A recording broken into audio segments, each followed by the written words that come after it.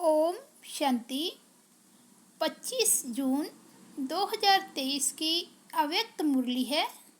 Revise course है 19 जनवरी 1995। मुरली का heading है ब्रह्मा बाप के कदम पर कदम रख आज्ञाकारी और सर्वंश त्यागी बनो। आज बेहद का बाप दादा अपने बेहद के सेवा साथियों को देख रहे हैं। दो प्रकार के साथी हैं। एक है स्नेह संबंध का साथ निभाने वाले और दूसरे हैं स्नेह संबंध और सेवा का साथ निभाने वाले। दोनों प्रकार के साथियों को देख रहे हैं। चाहे विश्व के लास्ट कोने में भी हैं, लेकिन बाप दादा के सामने हैं। बाप दादा और बच्चों का वायदा है कि कहाँ भी रहेंगे, जहाँ भी हैं, लेकिन सदा साथ हैं। यह ब्राह्मण जीवन आदि से अंत तक बाप और बच्चों का अविनाशी साथ है।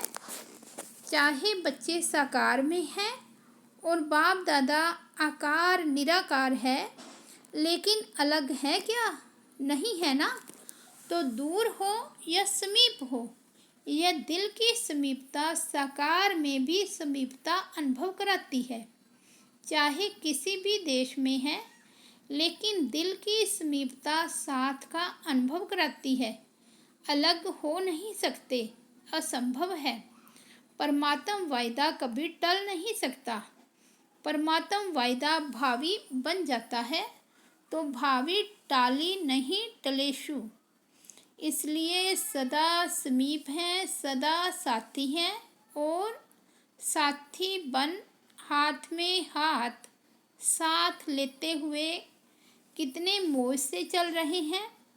मौज है कि मेहनत है? थोड़ी थोड़ी मेहनत है।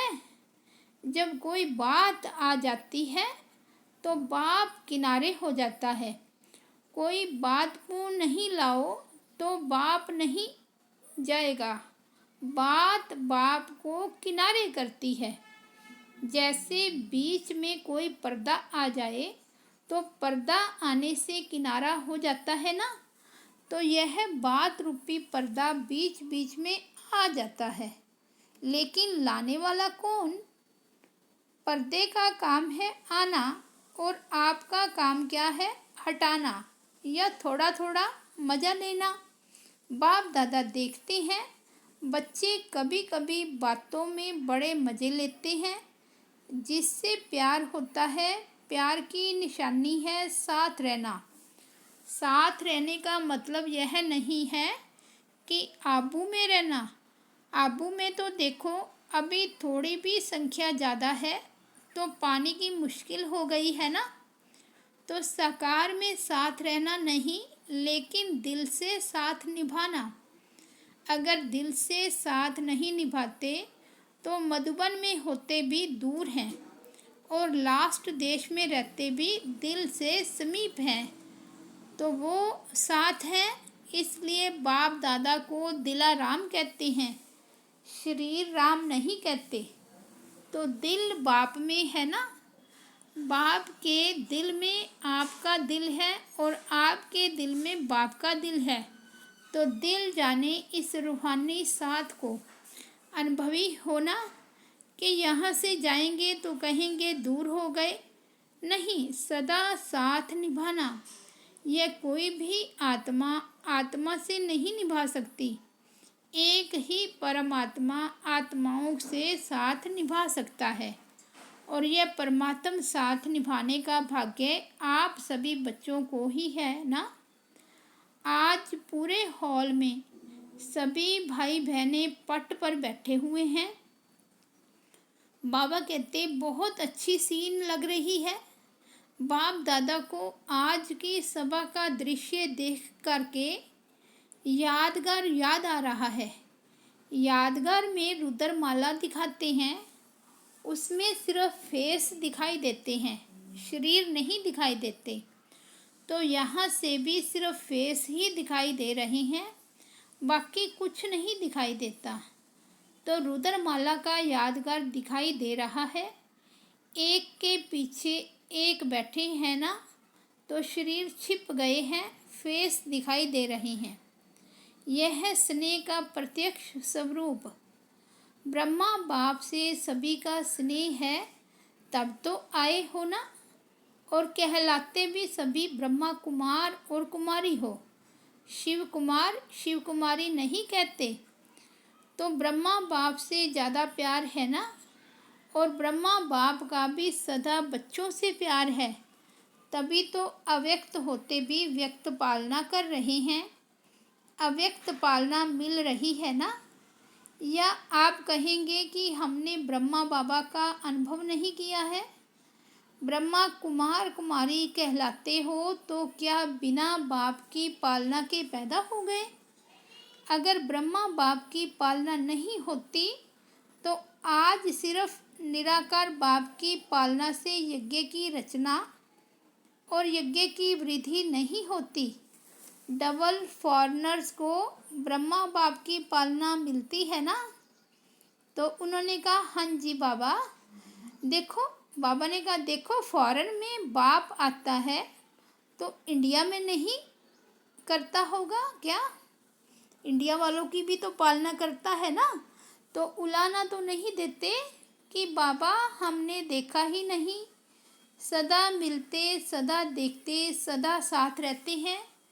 साकार शरीर में, साकार रूप में तो सदा साथ नहीं दे सकते, लेकिन अव्यक्त रूप में सभी को साथ दे सकते हैं। जब चाहो मिलन के दरवाजे खुले हैं। अव्यक्त वतन में नहीं कहेंगे कि अभी जगह नहीं है, अभी टाइम नहीं है। नहीं, देह में देह के बंधन है और अव्यक्त में ना देह का बंधन है, ना देह की दुनिया के कायदों का बंधन है। यहाँ तो कायदे रखने पड़ते हैं ना। आगे बैठो, पीछे बैठो, अभी भी समय प्रमाण। बहुत बहुत बहुत भाग्यवान हो, फिर भी बैठने की जगह तो मिली है ना। फिर तो खड़े रहने की भी जगह मुश्किल होगी। इसलिए आप सभी को औरों को चांस देना पड़ेगा। अभी तो आप लोगों को चांस मिला है। जैसे अभी देखो, मधुबन वालों को चांस देना पड़ा ना। सभी मधुबन निवासी तथा आबू निवासी पांडव भवन में मुरली सुन रहे हैं। यह भी परिवार का प्यार है। ब्रह्मा बाप के प्यार अर्थात बाप समान बनना, निराकार के समान बनना।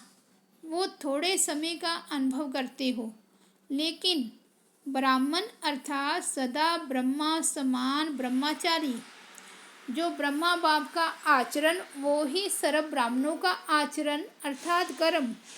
उच्चारण भी ब्रह्मा बाप समान है, आचरण भी ब्रह्मा बाप समान है।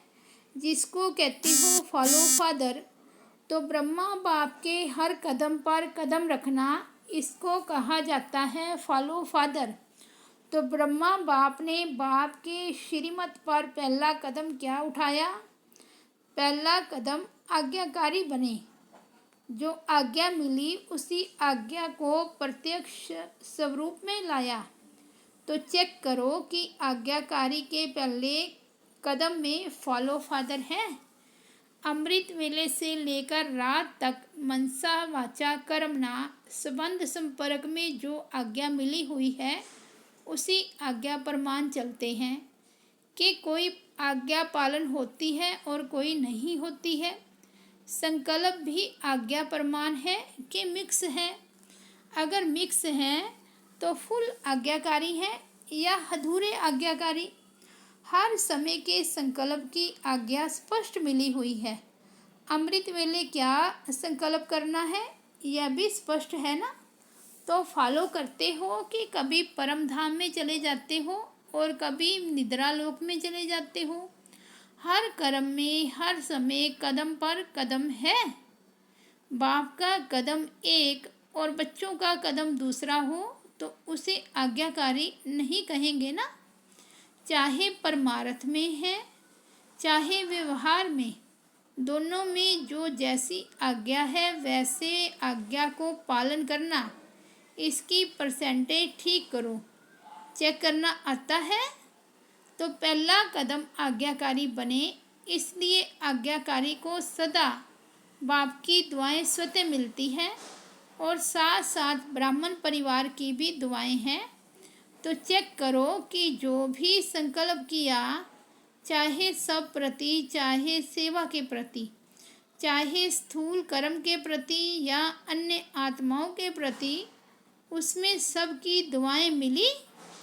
क्योंकि आज्ञाकारी बनने से सर्व की दुआएं मिलती हैं और यदि दुआएं मिल रही हैं तो उसकी निशानी है कि दुआओं के प्रभाव से दिल सदा स्पष्ट रहेगी, मन संतुष्ट रहेगा। बाहर की संतुष्टता नहीं, लेकिन मन की संतुष्टता, और मन की संतुष्टता यथार्थ है, वह मियाँ मिट्ठू है। इसकी निशानी अगर यथार्थ रीति से यथार्थ आज्ञाकारी हैं, दुआएं हैं, तो सदा स्वयं और सर्व डबल लाइट रहेंगे। अगर डबल लाइट नहीं रहते तो समझो मन की संतुष्टता नहीं, बाप की व परिवार की दुआएं भी नहीं मिल रही हैं। परिवार की भी दुआएं आवश्यक है। ऐसे नहीं समझो कि बाप से हमारा कनेक्शन है, बाप की तो दुआएं हैं, परिवार से नहीं बनती तो कोई हर्जा नहीं। पहले भी सुनाया कि माला में सिर्फ युगल दाना नहीं है, उससे माला नहीं बनती। तो माला में आना है, इसलिए पूरा लक्ष्य रखो कि हर एक आत्मा मुझे देखकर खुश रहे, देखकर हल्के हो जाए, बोझ खत्म हो जाए। तो दिल की संतुष्टता व आज्ञाकारी की दुआएं स्वयं को भी लाइट और दूसरों को भी लाइट बनाएगी। इससे समझो कि आज्ञाकारी कहाँ तक है। जैसे ब्रह्मा बाप को देखा, हर एक छोटा बड़ा संतुष्ट होकर खुशी में नाचता। नाचने के टाइम तो हल्के होंगे ना, तभी तो नाचेंगे ना। चाहे कोई मोटा है लेकिन मन से हल्का है तो भी नाचता है, और पतला है लेकिन भारी है तो नहीं नाचेगा। तो बोल ऐसे हो जो स्वयं भी अपने आप से संतुष्ट हो और दूसरे भी संतुष्ट रहे।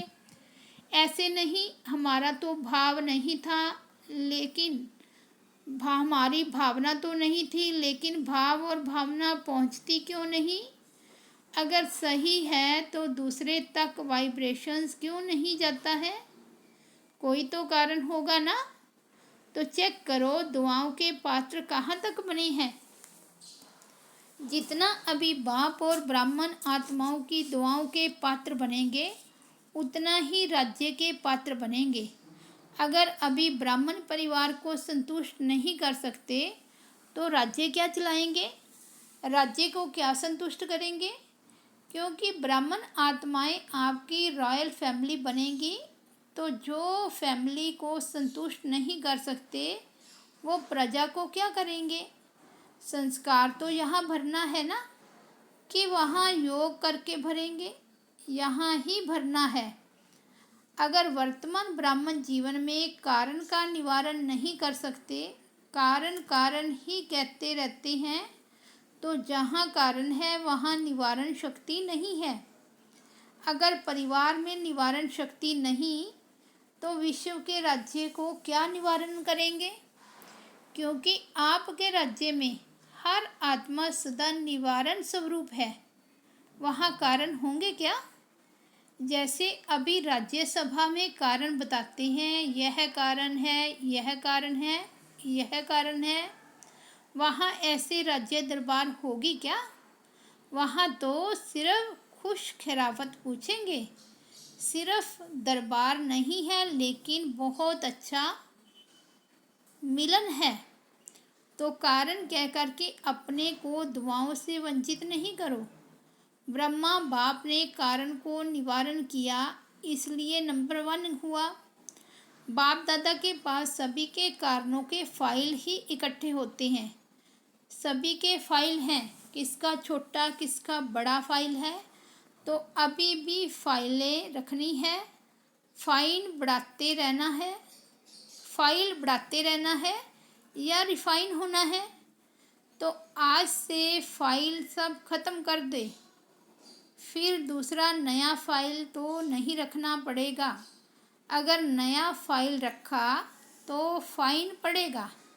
सोच लो, बोलो ख़त्म करें कि थोड़ा दिन रखें, शिवरात्रि तक रखें। जो समझते हैं शिवरात्रि तक थोड़ी मार्जिन मिलनी चाहिए, तब तक पुरुषार्थ करके रिफाइन हो जाएंगे, वो हाथ उठाओ।